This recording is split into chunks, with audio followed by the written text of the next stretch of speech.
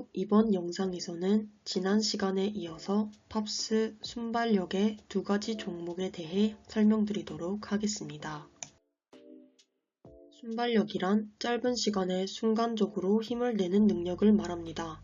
순발력이 좋으면 몸을 재빠르게 움직일 수 있어 빨리 달리고 멀리 뛰는 데 도움이 됩니다. 순발력을 측정할 수 있는 첫 번째 종목으로는 50m 달리기가 있습니다.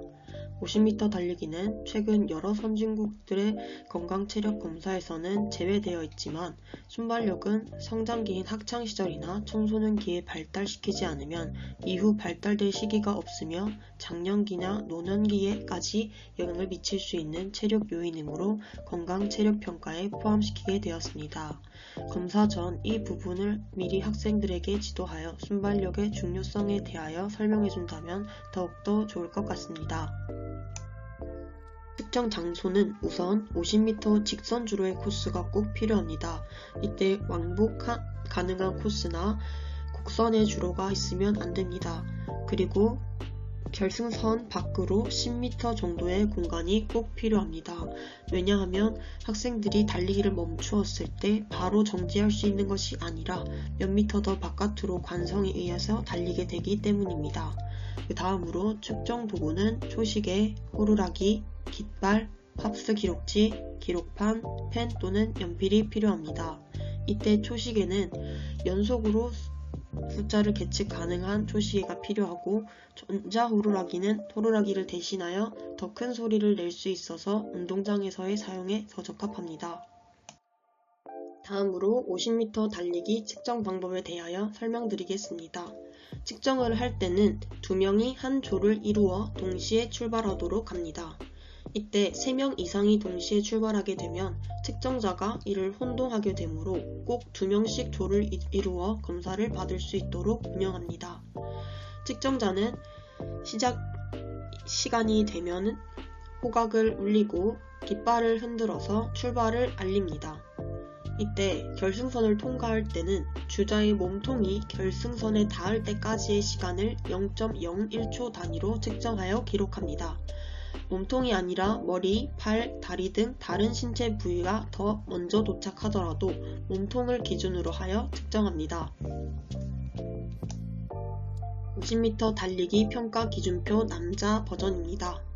그리고 50m 달리기에서 특별히 주의해야 할 사항으로는 특별한 부정출발 이외의 경우를 제외하고는 한 번을 달려서 측정하는 것을 원칙으로 하고 코스는 반드시 직선 줄여야 합니다.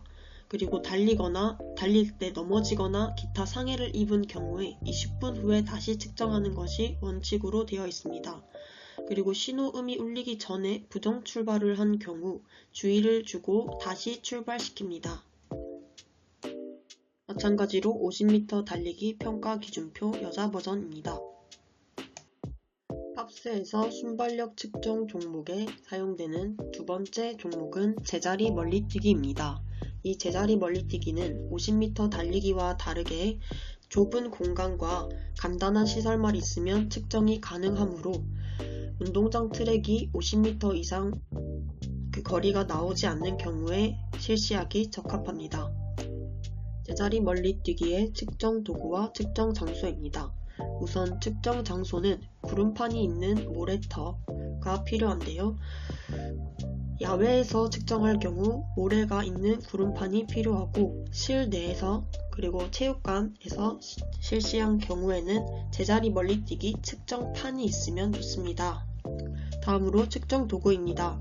줄자, 팝스 기록지, 기록판, 펜 또는 연필, 그리고 제자리 멀리뛰기 측정판입니다. 아까 제자리 멀리뛰기 측정 도구에서 말씀드렸던 제자리 멀리뛰기 측정판에 대한 추가로 설명을 더 하겠습니다. 이 측정판은 제품의 형태로 판매되고 있으며 최대 350cm까지 측정할 수 있도록 되어 있습니다. 그리고 실시자가 보기 쉽게 발 모양으로 표시가 되어 있고 선이 명확하기 때문에 초등학생들에게 더욱더 적합하다고 할 수 있겠습니다. 그리고 말아서 보관할 수 있어서 공간 차지가 적고 보관이 용이하며 아이들이 제자리 멀리뛰기를 할 때 미끄러져서 넘어지는 경우를 조금 더 방지할 수 있습니다. 그리고 눈금이 표시되어 있어 측정하기에도 더욱 유리합니다. 다음은 제자리 멀리뛰기 측정 방법입니다. 실시하는 학생은 구름판이 설치된 모래터 위에 흰색으로 된 출발선을 밟지 않고 올라섭니다. 이때 흰색으로 된 출발선을 밟게 되면 파울이 되게 됩니다. 그리고 실시자들은 한 번만 굴러서 최대한 멀리 뜁니다. 도약하는 순간 두 발 중 한쪽 발이라도 출발선을 넘어서면 파울입니다. 그렇기 때문에 반드시 모든 발로 두 발을 동시에 뛰어야 한다는 점을 학생들에게 주의 깊게 설명하도록 합니다. 공중 자세는 자유롭게 하여도 됩니다. 그리고 동일한 방법으로 한 번 더 실시하여 두 번 실시한 기록 중 더 높은 기록으로 측정하며 0.1cm 단위까지 기록자에게 기록하도록 합니다. 그리고 만약 야외에서 실시할 경우 보조자들은 제자리 멀리뛰기를 실시하기 전에 구름판 위에 모래를 쓸어내려서 미끄러지지 않도록 합니다. 제자리 멀리뛰기는 평소 아이들이 잘 하지 않아 측정을 할 때 많은 오류가 생길 수 있는데요. 제자리 멀리뛰기 측정 시 주의할 사항에 대하여 몇 가지 더 안내드리겠습니다. 우선 구름판 위에서 모든 발로 뛰어야 하며 절대로 한 발로 굴러서는 안됩니다. 그리고 뛰는 순간 두 발 중 한쪽 반이라도 구름판 바깥 흰색 선에 닿으면 파울로 간주하여 무효로 처리하게 됩니다. 그러면 한 번 더 재검사를 실시합니다. 다음 보이시는 사진은 구름판 바깥 흰색 선에 두 발이 모두 나가 있으므로 파울로 처리된 장면입니다. 그리고 발을 두 번 굴러서는 안되며 멀리서부터 달려오다가 도움닫기를 하는 동작을 하는 것도 금지되어 있습니다. 이 종목은 하체의 순발력을 이용하는 것이며 기록 또한 자세에 의해 크게 영향을 받습니다. 도약 전 상체가 지나치게 앞으로 숙여지면 공중으로의 도약이 약해지며 지면을 향해 뛰어나가게 되는 현상이 나타납니다. 따라서 공중 동작 시간이 줄어 멀리 뛸 수 없게 됩니다. 그래서 학생들에게 상체가 먼저 앞으로 숙여지면 안 된다는 점을 안내하면 좋습니다. 그리고 허리를 과도하게 앞뒤로 움직이며 도약을 시도할 경우 요추에 무리가 생겨 상해를 입을 수 있습니다. 따라서 허리를 과도하게 앞뒤로 움직이며 반동을 얻지 않도록 합니다. 제자리 멀리뛰기 평가 기준표 남자입니다. 그리고 다음 여자 평가 기준표입니다. 이때까지 설명해드렸던 팝스의 여러가지 평가 방법들과 평가 종목들을 잘 숙지하여서 실제 아이들의 팝스 측정에 도움이 되셨으면 좋겠습니다. 감사합니다.